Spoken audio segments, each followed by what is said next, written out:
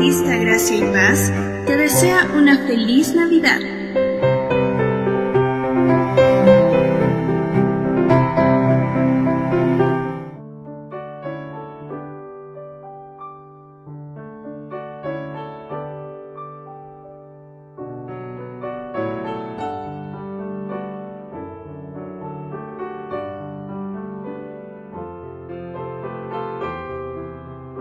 La Iglesia Bautista Gracia y Paz presenta la serie Emmanuel, Dios con nosotros.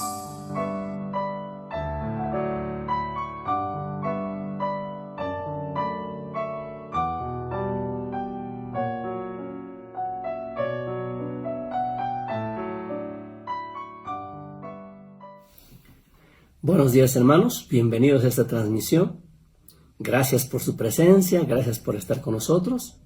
Quiero decirles que estamos en el último domingo de este mes de noviembre y vamos a entrar a una temporada muy particular, la temporada navideña. Y nosotros vamos a empezar una serie que es Emmanuel, Dios con nosotros. Emmanuel, Dios con nosotros. Esa es la serie que esta mañana queremos empezar. Y queremos y esperamos que sea de bendición para todos nosotros, ¿no? Ustedes saben que a medida que entramos en esta temporada navideña, creo que es buen momento para que reflexionemos sobre la razón de esta temporada. Nuestra sociedad realmente ha adoptado este tiempo como una temporada de mercancía, básicamente de fiestas, celebraciones, comidas, pero sin considerar al realmente celebrado, al Señor Jesucristo. Alguien decía, la gente gasta dinero que no tiene para comprar regalos para la gente que ni siquiera le agrada, con la esperanza de que van a recibir algo a cambio, que ni siquiera necesita. Pero realmente este es el espíritu que hay en muchísima gente, ¿no? Otros enfocan su atención en personajes míticos llamados Santa Claus, o los renos voladores, o los duendecillos, y otros dejando de lado la razón principal de la temporada. Ahora, es verdad que Jesús no nació un 25 de diciembre. Los estudiosos, los eruditos, estiman que más bien Él nació entre septiembre y octubre. Bueno, eso no vamos ahora a discutirlo. Sin embargo, la gran mayoría de personas espera el 25 de diciembre para celebrarlo de alguna manera, ya que mencionan a Jesús. Y es como que el espíritu de las personas está más a flor de piel y más abierto a escuchar de Dios. Por tanto, es una preciosa temporada para evangelizar, a fin de que las personas lleguen a conocer realmente al Señor Jesús. Por otro lado, no celebrar la Navidad, no celebrar tajantemente la Navidad, pues nos hace seguir el juego a ciertas sectas que niegan la encarnación y que niegan que Jesús es Dios. De manera que es bueno celebrarlo, sí, pero dándole el lugar que corresponde a quien debemos celebrar, al Señor Jesucristo. Así que vamos a empezar por el comienzo, ¿no? Es decir, el lugar de nacimiento del Señor Jesús, Belén. El tema de esta mañana, la historia de Belén, ¿ok? La historia de Belén. Miren, cuando tú escuchas el nombre Belén, ¿qué te recuerda? ¿Con qué lo asocias? Quizás te recuerda esos tiempos cuando estabas con toda la familia celebrando. Quizás te recuerda esos tiempos cuando pasabas ahí jugando con algarabía. Pero ¿sabe? En el fondo lo asociamos la palabra Belén con Navidad, ¿cierto? Y pensamos en ese pueblito como un lugar mágico, como algo fantasioso y quizás hasta irreal. Pero Belén es un pueblito histórico, es un pueblo real y es el lugar de nacimiento del Señor Jesús. Un predicador episcopal, Felix Brooks, así se llamaba, asistió a un culto de Nochebuena que duró 5 horas en una iglesia que se llamaba Natividad en el propio Belén. Para asistir al servicio, él viajó a lomo de caballo desde Jerusalén hasta la iglesia de Natividad en Belén. Hasta ahora existe todavía esa iglesia. Y ahí se quedó este hombre sentado por 5 horas escuchando la celebración de Navidad, escuchando los villancicos y viendo los dramas que ahí se presentaban. Luego él dijo: esta noche, al oír todas las presentaciones, al oír los himnos, he vuelto a enamorarme de la maravillosa noche del nacimiento del Salvador en Belén. Más tarde, unos 3 años después, él quiso componer un himno para que los niños de su congregación pudieran cantarla en sus celebraciones navideñas. Y se recordó de esa noche. Y él escribió algo importante, muy bonito, que las iglesias lo cantan, ¿no? Sus letras dicen así, lo voy a leer, miren. Oh pueblecito de Belén, que duerme sin soñar, que te cubre con su manto azul la estrella de la paz. En tus muros arde un fuego celestial. Es Dios que quiso por amor nacer en tu portal. Al pobre establo de Belén un niño descendió, pequeño, frágil en el pajar, como un cordero sin pastor. Mas esta noche santa la vida nos sonrió, pues quien acaba de nacer es Cristo, nuestro Dios. Estos versos preciosos en el fondo nos declaran el corazón de la Navidad. En realidad, es un tiempo de celebración, un tiempo de salvación y un tiempo también de contemplación.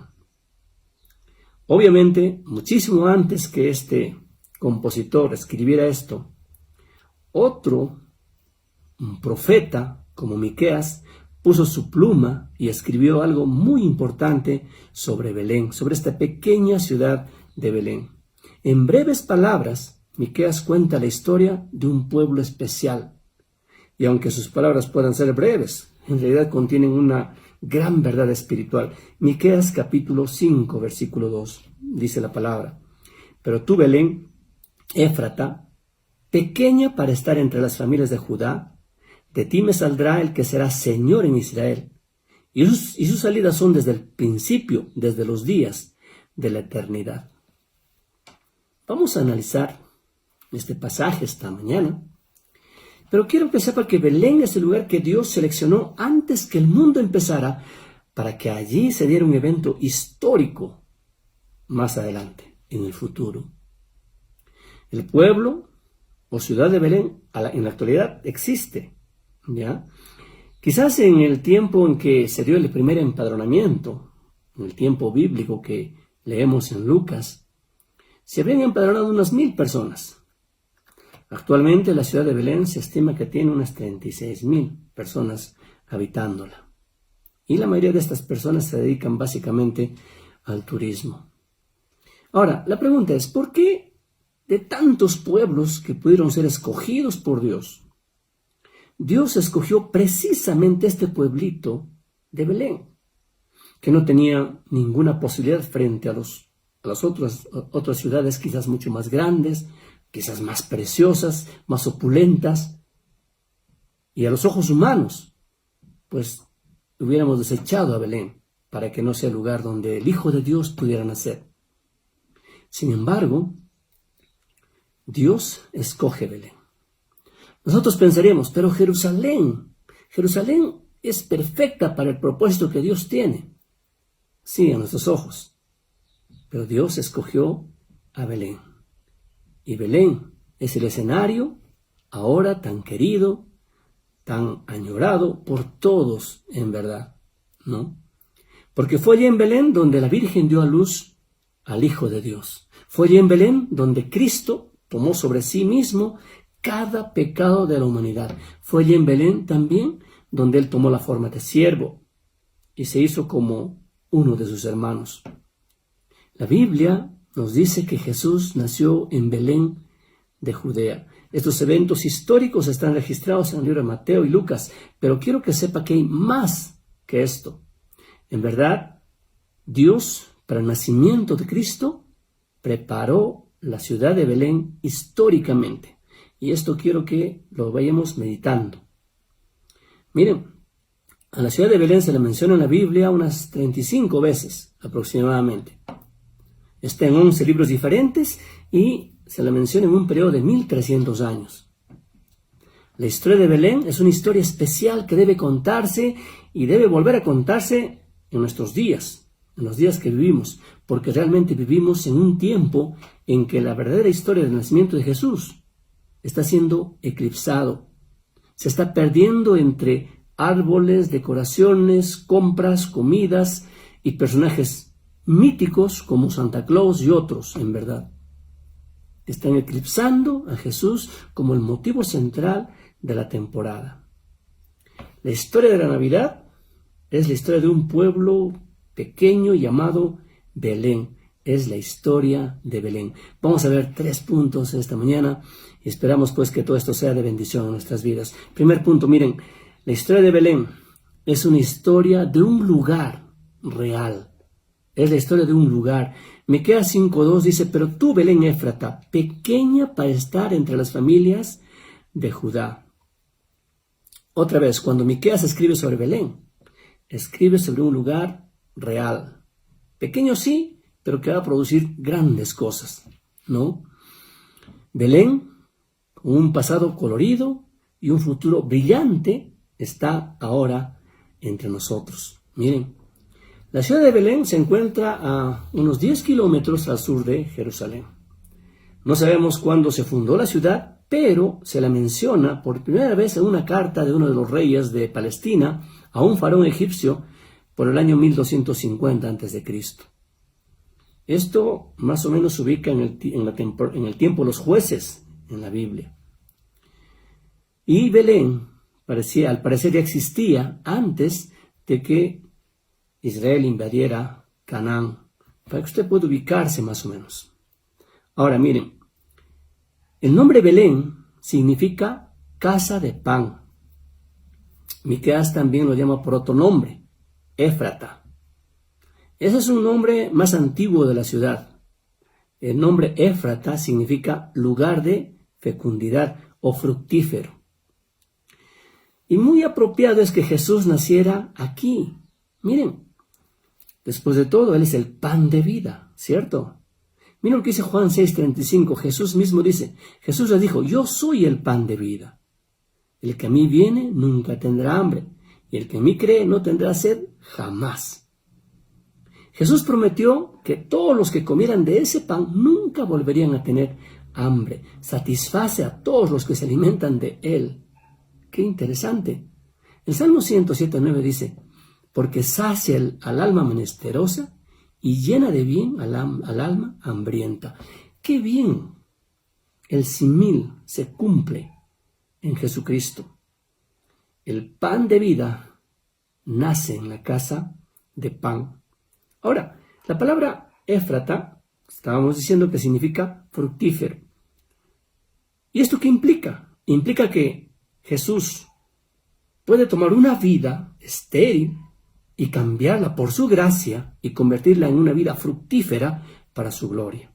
Es lo que hace Jesús con todos nosotros. De manera que esto se va cumpliendo en la vida del Señor Jesucristo. Miren, Gálatas 5:22 y 23, habla del fruto que se genera en el corazón de un creyente. Dice, mas el fruto del Espíritu es amor, gozo, paz, paciencia, benignidad, bondad, fe, mansedumbre, templanza. Contra tales cosas no hay ley. De manera que el Señor puede tomar pues una vida estéril, una vida perdida y cambiarla por su gracia. Por eso 2 Corintios 5:17 dice, de modo que si alguno está en Cristo, nueva criatura es. Las cosas viejas pasaron, he aquí todas son hechas nuevas. Ahora bien, miren, Belén se menciona por primera vez en el libro de Génesis capítulo 35, versículo 16 al 20, y en un contexto bastante triste. La palabra del Señor, miren lo que dice. Después partieron de Betel, y había aún como media legua de tierra para llegar a Éfrata. Cuando dio a luz Raquel, y hubo trabajo en su parto. Y aconteció, como había trabajo en su parto, que le dijo la partera, no temas, que también tendrás este hijo. Y aconteció que al salirse el alma, pues murió, llamó su nombre Benoni, mas su padre lo llamó Benjamín. Así murió Raquel, y fue sepultada en el camino de Éfrata, la cual es Belén. Y levantó Jacob un pilar sobre su sepultura, y esta es la señal de la sepultura de Raquel hasta hoy. Como ustedes pueden ver, mientras Jacob y su familia viajan a casa, a Canaán, Raquel se pone de parto y da a luz a Benjamín. Raquel muere al dar a luz, y mientras está muriendo llama el nombre de su hijo Benoni. Benoni significa hijo de mi dolor. Raquel fue enterrada en las afueras de Belén, y Jacob más tarde cambió el nombre de su hijo a Benjamín. Benjamín significa hijo de mi diestra. ¿Es importante estos nombres? Sí, porque nos muestran el símil perfecto de Jesucristo referente a estos acontecimientos. Porque aquí una vez más podemos ver cómo Jesús toma un lugar asociado con el dolor y el sufrimiento y lo convierte en un lugar asociado con la gloria. Miren, mientras estuvo aquí en la tierra, Jesús fue, dice la Biblia, varón de dolores. Miren, Isaías capítulo 53, versículos 1 al 3, que dice: ¿Quién ha creído nuestro anuncio? ¿Y sobre quién se ha manifestado el brazo de Jehová? Subirá cual renuevo delante de él y como raíz de tierra seca. No hay parecer en él ni hermosura. Le veremos más inatractivo para que le deseemos. Despreciado y desechado entre los hombres, varón de dolores, experimentado en quebranto, y como que escondimos de él el rostro, fue menospreciado y no lo estimamos. Piense un poquito. Aquel que creó el universo no tenía dónde recostar su cabeza. Mateo 8:20 lo dice. Jesús le dijo: las zorras tienen guaridas y las aves del cielo nidos, mas el Hijo del Hombre no tiene dónde recostar su cabeza. Aquel que dejó el cielo, dejó su gloria para venir a morir por su pueblo, fue rechazado por las mismas personas a las que él vino a alcanzar. Juan 1:11 dice: a lo suyo vino y los suyos no le recibieron. Jesús conoció el dolor y la tristeza porque al final fue crucificado por los pecados del mundo. Isaías 53 del 4 al 6, mira lo que dice: ciertamente llevó él nuestras enfermedades, sufrió nuestros dolores, y nosotros le tuvimos por azotado, por herido de Dios y abatido. Mas él herido fue por nuestras rebeliones, molido por nuestros pecados. El castigo de nuestra paz fue sobre él, y por su llaga fuimos nosotros curados. Todos nosotros nos descarriamos como ovejas, cada cual se apartó por su camino, mas Jehová cargó en él el pecado de todos nosotros. ¿Qué significa todo esto? Significa que Jesús era nuestro Benoni, o sea, él era el hijo de mi dolor, tal como el primer nombre que Raquel puso a su hijo, Benoni. Pero, gracias a Dios, la historia no termina con la muerte de Jesús en la cruz, ¿verdad? Es verdad que él murió, fue sepultado, pero resucitó. Y la Biblia dice que él se sentó a la diestra de Dios, donde ahora intercede por ti y por mí. Un versículo al respecto, miren, Hebreos 1:3 dice: el cual, siendo el resplandor de su gloria y la imagen misma de su sustancia, y quien sustenta todas las cosas con la palabra de su poder, habiendo efectuado la purificación de nuestros pecados por medio de sí mismo, se sentó a la diestra de Dios, a la diestra de la majestad en las alturas. El Señor Jesús se sentó, dice, a la diestra de la majestad en las alturas. Hebreos 10:12 lo repite, dice: pero Cristo, habiendo ofrecido una vez para siempre un solo sacrificio por los pecados, se ha sentado a la diestra de Dios. De manera que Jesús es nuestro hijo de la diestra. Recuerden, cuando Raquel muere le pone el nombre a su hijo Benoni, hijo de mi dolor. Pero le cambian el nombre a Benjamín, hijo de mi diestra. Esto se cumple en el Señor Jesucristo. Él es varón de dolores, pero ahora está sentado a la diestra de Dios. Hay cosas como estas que nos hacen ver que Dios escogió Belén porque tenía propósitos maravillosos. Por ejemplo, una más, miren, uno de los jueces del antiguo Israel era un hombre llamado Ibsán, y él era de Belén. Miren lo que dice Jueces capítulo 12, versículo 8. Después de él juzgó a Israel Ibsán de Belén. Miren, el verso 10 dice, y murió Ibsán y fue sepultado en Belén. Este hombre, juez en Israel de Belén. Jesús, el que va a juzgar el mundo, el que va a juzgar la tierra, también de Belén. Y va a juzgar, miren, con juicio justo. Miren lo que dice Apocalipsis 19:15. De su boca sale una espada aguda, para ir con ella a las naciones. Y él le regirá con vara de hierro, y pisa el lagar del vino del furor y de la ira del Dios Todopoderoso. Todas estas cosas se dan en Belén y se comparan con lo que es Jesús. Una más, por ejemplo, miren, la hermosa historia de Ruth en el Antiguo Testamento se desarrolló en la ciudad de Belén.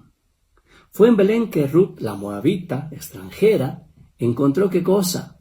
Encontró familia, encontró redención de su dolor y su pasado.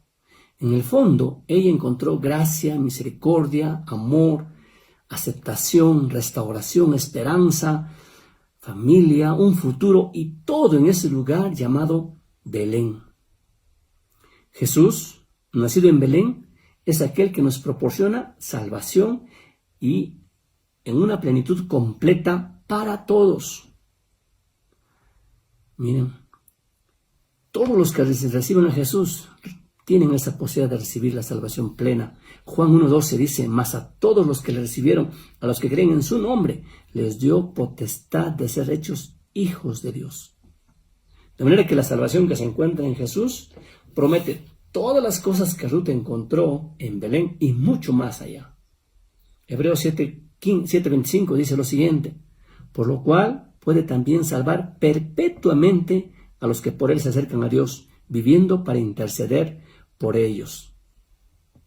Belén tiene acontecimientos muy hermosos. Por ejemplo, David, el joven pastor, fue ungido sobre la nación de Israel como rey en Belén. En 1 Samuel, capítulo 16, versículos 1, dice, dijo Jehová a Samuel, ¿hasta cuándo llorarás a Saúl, habiendo yo desechado para que no reine sobre Israel? Llena tu cuerno de aceite y ven, te enviaré a Isaí de Belén, porque de sus hijos me he provisto de rey. Verso 13, y Samuel tomó el cuerno del aceite y lo ungió en medio de sus hermanos, y desde aquel día en adelante el Espíritu de Jehová vino sobre David. Se levantó luego Samuel y se volvió a Ramá. Aquí en Belén, David es ungido por rey sobre la nación de Israel. Fue aquí en Belén donde el pastor de nuestras almas, aquel que nos encontró vagando por las alturas de nuestros pecados, nació. 1 Pedro 2:25 dice, porque vosotros erais como ovejas descarriadas, pero ahora habéis vuelto al pastor y obispo de vuestras almas. Aquí en Belén, el buen pastor, el gran pastor, el príncipe de los pastores, vino a este mundo. Otra, miren, David, y lo recordaremos, David en plena batalla, cuando estaba en batalla contra los filisteos, anheló en su corazón y quiso tomar del agua que estaba en el pozo de Belén. Sus soldados hicieron el esfuerzo, fueron y sacaron el agua. Miren, esta sola idea refrescó el alma de David durante esa batalla. Jesús nació en Belén y es el pozo de agua viva para todos los que creen en él. Esto es precioso. Todo el que beba de ese pozo encontrará que su sed se apaga por toda la eternidad. Juan capítulo 7, versos 37 y 38 dice, en el último y gran día de la fiesta, Jesús se puso en pie y alzó la voz diciendo, si alguno tiene sed, venga a mí y beba. El que cree en mí, como dice la Escritura, de su interior correrán ríos de agua viva. Belén, centro de esa asombrosa profecía que ahora el profeta Miqueas está dando. Esa profecía que es el enfoque completo de lo que ahora estamos nosotros viendo. De modo que Belén presenció el milagro más asombroso que el mundo haya visto jamás. Jesucristo, el mismísimo Hijo de Dios, Dios encarnado, nació aquí en Belén. Juan 1:1, mira lo que dice: en el principio era el Verbo, y el Verbo era con Dios, y el Verbo era Dios. Dios. El Verbo, Dios. ¿Y qué dice Juan 1:14? Y aquel Verbo fue hecho carne, y habitó entre nosotros, y vimos su gloria, gloria como del unigénito del Padre, lleno de gracia y de verdad. Cuando seguimos hablando de Belén, vamos a encontrar que es aquí en Belén donde los magos encontraron al niño Jesús y le ofrecieron su adoración y sus regalos. Nosotros sabemos la historia. Mateo capítulo 2, versículos 1 hacia adelante dice: cuando Jesús nació en Belén de Judea en días del rey Herodes, vinieron del oriente de Jerusalén unos magos, diciendo: ¿dónde está el rey de los judíos que ha nacido? Porque su estrella hemos visto en el oriente y venimos a adorarle. Oyendo esto, el rey Herodes se turbó y toda Jerusalén con él. Y convocados todos los principales sacerdotes y los escribas del pueblo, les preguntó dónde había de nacer el Cristo. Ellos le dijeron: en Belén de Judea, porque así está escrito por el profeta. Y tú, Belén, de la tierra de Judá, no eres la más pequeña entre los principales de Judá, entre los príncipes de Judá, porque de ti saldrá un guiador que apacentará a mi pueblo Israel. Miren, los magos vinieron a buscar a Jesús en Belén. Los sabios en la actualidad todavía lo buscan para poder amarlo y adorarlo. Eres sabio, eres uno de los que buscan a Jesús. Como todos ustedes pueden apreciar, Belén tiene una gran historia, y es una historia tremenda y preciosa. Pero a esto se suma otra cosa más, y aquí está el segundo punto. Si bien es cierto que Belén es la historia de un lugar, pero también Belén es la historia de un plan. Quiero que note, mira lo que es el versículo de Miqueas: pero tú, Belén Éfrata, pequeña para estar entre las familias de Judá, de ti me saldrá el que será Señor en Israel, y sus salidas son desde el principio, desde los días de la eternidad. Miqueas está diciendo aquí que en el versículo: de ti me saldrá el que será Señor en Israel. ¿Qué entendemos con esto? Miren, Dios tenía grandes planes para la pequeña ciudad de Belén. A pesar de que la ciudad era pequeñita, a pesar de que no tenía quizás ningún futuro promisorio a los ojos de los hombres, sin embargo, Dios dice: de ti me saldrá el que será Señor en Israel. Aquí comienza a desarrollarse el plan de Dios para el mundo entero. ¿Cómo empieza? Miren, en principio, cuando el hombre pecó en Edén, Dios le dio a la humanidad el primer vistazo, digamos así, de su plan. Él les dio a Adán y Eva una promesa de que un redentor nacería algún día en el futuro e iba a redimirlos. Génesis 3:15, que dice: y pondré enemistad entre ti y la mujer, y entre tu simiente y la simiente suya. Esta te herirá en la cabeza, y tú le herirás en el calcañar. Este redentor prometido un día derrotaría totalmente al diablo. A medida que pasaban los años, se revelaba más y más el plan de Dios. Cuando Dios, por ejemplo, sacó a su pueblo de la esclavitud en Egipto, ¿cuál fue el precio? La sangre del cordero. Él, con todo eso, estaba revelando detalles de su plan. Cuando les dio el maná, cuando sacó agua de la roca, cuando les dio la ley al pueblo de Israel, cuando estableció el sistema de sacrificios, Él estaba revelando su plan para este mundo. Cada aspecto del tabernáculo, el sacerdocio, los sacrificios, revelan más y más el plan de Dios. Es más, por la boca de profetas, mucho más claro, Dios da a conocer su plan. Por ejemplo, Isaías escribe sobre el nacimiento virginal de Jesucristo. Dice Isaías 7:14: por tanto, el Señor mismo os dará señal. He aquí que la Virgen concebirá y dará a luz un hijo, y llamará su nombre Emmanuel. Cuando esto escribe Isaías, está escribiendo sobre el plan. Más adelante escribe sobre un niño. Mira lo que dice el capítulo 9, verso 6. Dice: porque un niño nos es nacido, hijo nos es dado, y el principado sobre su hombro, y se llamará su nombre admirable, consejero, Dios fuerte, Padre eterno, príncipe de paz. Isaías está escribiendo sobre el plan. el plan que tiene Dios para este mundo.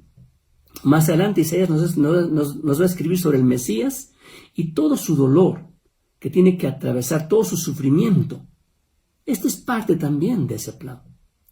De manera que Miqueas no solamente nos revela el lugar del nacimiento de Jesús, sino también nos dice que hay un plan que vendría más tarde para que la humanidad pudiera salvarse. ¿Ok? Ahora, el plan de Dios es un plan, obviamente, desde el inicio, es un plan antiguo, un plan que Dios lo formuló en la eternidad pasada y lo llevó a cabo a través del tiempo. ¿Qué implica este plan? Este plan implica que Dios se hiciera en primer lugar hombre, viviera entre los hombres. Implicaba que Él fuera a la cruz y diera su vida por los pecados de todos los hombres. Implicaba que Jesús resucitaría de entre los muertos. Parte de su plan también es esto, y ascendería al cielo para estar a la diestra de Dios. Y va más allá, que hasta ahorita nosotros recién lo vamos a ver. Implica el regreso en gloria del Señor Jesucristo para gobernar literalmente en esta tierra un día. Y entre paréntesis, ya estamos en los últimos tiempos. ¿Ok? De manera que ese es el plan de Dios, en resumen total. Es un buen plan, por supuesto, es un plan diseñado pensando en ti y pensando en mí. Miqueas no solamente revela estas cosas, sino que la Biblia misma, en todos sus pasajes, nos van a revelar detalles de este plan maravilloso. Esta mañana creo que debemos alabar a Dios. ¿Por qué? Porque sencillamente me incluyó en su plan, te incluyó en su plan. Antes que tú y yo estuviéramos en la mente de nuestros padres siquiera, Dios nos puso en su plan. Él nos amó, incluso antes de que naciéramos. Y Él tenía un plan para salvarnos. No lo vamos a entender quizás en su totalidad, pero gracias a Dios, alabo al Señor, porque realmente estamos en ese plan maravilloso. ¿Qué más? Tercer punto, miren, es la historia también de una persona. ¿Ya? El versículo dice, pero tú, Belén Efrata, pequeña para estar entre las familias de Judá, de ti me saldrá el que será Señor en Israel, y sus salidas son desde el principio, desde los días de la eternidad. Miqueas cierra este versículo con estas palabras profundas. Dice, y sus salidas son desde el principio, desde los días de la eternidad. Estas palabras revelan la verdad de que aquel que nacería en Belén no era un hombre común y ordinario. De hecho, Miqueas nos está diciendo que si bien es cierto, él salía en Belén, nacía en Belén, pero él es eterno, él trasciende el tiempo totalmente. Él es muchísimo antes del mismo Belén. Él puede nacer en Belén, pero no tiene su comienzo allí. Ahora, quiero que entienda, la historia de Belén es la historia de un milagro. Y es un milagro mucho más profundo que el simple hecho de curar a un leproso, que pareciera simple frente a este milagro que les estoy mencionando. La historia de Belén es la historia de un milagro mucho más profundo que devolver la vista a un ciego, que curar a un paralítico, que expulsar a un demonio o incluso resucitar a un hombre de entre los muertos. ¿Por qué? Porque este milagro profundo va más allá que aún que la resurrección de nuestro Señor Jesucristo mismo. El milagro a que me refiero es el milagro que Dios, siendo tan grande, se hiciera hombre, se encarnara en un hombre. De modo que esta historia de Belén es que Dios se hizo humano. Muchos, quizás los escépticos con mayor razón, luchan con esto, ¿no? ¿Cómo es que Dios se hizo humano? Quiero explicarle algo. Dios se hizo humano, sí, pero Él no dejó de ser Dios, de ninguna manera. Lo que pasó es que Él agregó humanidad a su deidad. Los teólogos, los eruditos, llaman a esto la unión hipostática. De alguna manera Dios se colocó a sí mismo dentro del vientre de María. Nació unos 9 meses después, y cuando María dio a luz a su primogénito, solo vio un pequeño bebé. Sin embargo, ella estaba mirando a Dios en carne humana. Así es como la Biblia nos lo describe. Obviamente no vamos a poder comprender todo lo relacionado con la encarnación del Señor Jesús, pero de alguna manera Dios se hizo hombre. Todavía era 100% Dios, sin embargo 100% en un hombre. Él era, por lo tanto, como si nunca hubiera sido un hombre, y era tan hombre como si nunca hubiera sido Dios. Él era el Dios hombre. Como hombre, Él experimentó la humanidad en toda su plenitud. Él sufrió, Él tuvo hambre, tuvo sed, conoció la soledad, conoció el dolor, la tristeza, Él lloró, Él fue rechazado, Él murió. Sin embargo, aunque era absolutamente humano, vivió toda su vida sin cometer un solo pecado. Esto es algo que debe quedar en tu mente, en tu corazón. No cometió nunca un solo pecado. Y no pecó porque, obviamente, era Dios. No vamos a poder entenderlo, pero quiero que lo creamos, porque es lo que Dios quiere finalmente. Vamos a poner esto en contexto por un momento, ¿ok? Miren, cuando nació Jesús, el creador del universo, se volvió instantáneamente dependiente de su madre para su propia vida, ¿o no? Claro que sí, es increíble. El pan de vida necesitaba la leche materna para poder vivir.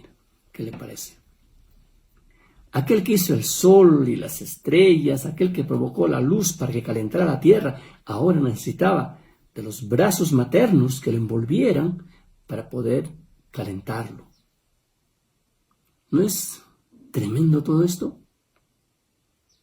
Aquel cuyo corazón estaba tan lleno de amor que dejó el cielo por venir a este mundo por los pecadores, precisamente por su amor, ahora necesitaba sentir los brazos maternos, los brazos paternos, para que lo puedan consolar, lo puedan amar.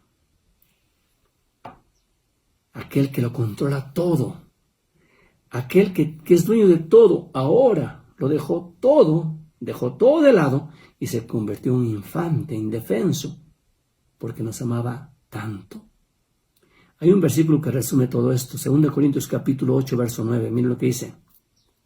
Porque ya conocéis la gracia de nuestro Señor Jesucristo, que por amor a vosotros se hizo pobre, siendo rico, para que vosotros con su pobreza fueseis enriquecidos. Y aquí abre una pregunta. ¿Por qué vino Jesús a este mundo finalmente? Porque es que Él que dejó voluntariamente el cielo con todas sus glorias para vivir en este mundo manchado por el pecado. ¿Por qué es que moriría por la gente que no se preocupaba por Él para nada, que lo odiaban en el fondo? ¿Sabe? La Biblia está llena de respuestas a estas preguntas. Voy a compartirles solamente 4, ¿ok? En primer lugar, Él hizo esto para revelar al Dios invisible. Los hombres no podemos conocer a Dios. Jesús lo dio a conocer.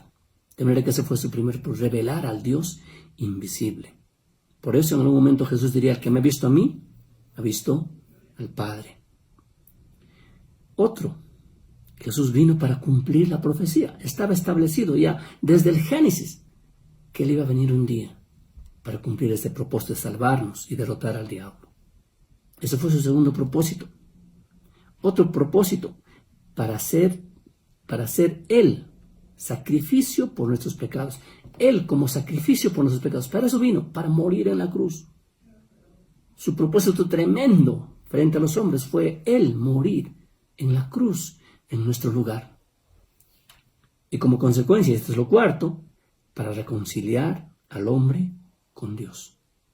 Por eso vino el Señor Jesús a este mundo. En el fondo Él vino por el tremendo amor que nos tiene. Si nosotros hacemos un análisis de todo esto, Jesús vino a esta tierra de la manera que lo hizo, simplemente porque te amaba a ti, Y Él dio su vida en rescate por tus pecados. ¿Y sabes? Él vino porque le importas, porque realmente le importamos al Señor. Él vino porque quiere verte salvo, no quiere que estés perdido, quiere verte en el cielo en algún momento. Vino porque te ama, porque me ama. Tremendo y maravilloso el Señor. Esta mañana quisiera que tú vayas poniendo en tu corazón que la razón de la Navidad es Jesucristo, que inició en Belén, pero trasciende la eternidad. Dejó toda su gloria para venir a este mundo en Belén. Y allí en Belén, Él manifestarse como un indefenso bebé, más tarde morir en la cruz, pero después resucitar. Todo lo hizo por el inmenso amor que te tiene a ti. No quiere que te pierdas, no quiere que un día tú te vayas al infierno. El Señor te ama, quiere rescatarte. ¿Vendrás a Él? Vamos a orar, por favor. Padre Santo, gracias te damos este tiempo, Señor, esta mañana.